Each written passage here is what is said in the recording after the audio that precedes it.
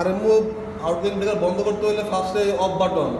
যদি electrical supply না থাকে, যদি অফ বাটন কাজ না করে, তখন এই যে এই লালটা আছে ম্যানুয়ালি, এটা চাপ দিলে এটা বন্ধ হয়ে যাবে।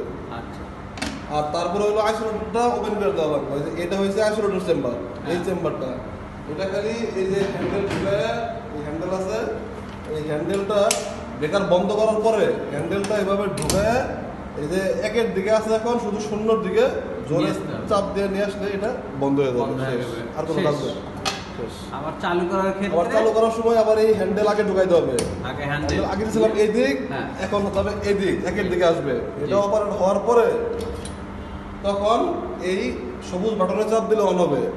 যদি সবুজ বাটনে চাপ দিলে ইলেকট্রিক্যাল কাজ না করে, তখন আবার এই হ্যান্ডেল দিয়ে এটা ঢুকায় এটাকে স্প্রিং চার্জ করতে হবে ডান দিকে। চার্জ হওয়ার পরে এই সমস্যা অন এবং অফ আমরা আজকে জানলাম আমার শ্রদ্ধেয় কলিগ, আমার ভাই এর কাছ থেকে। ধন্যবাদ।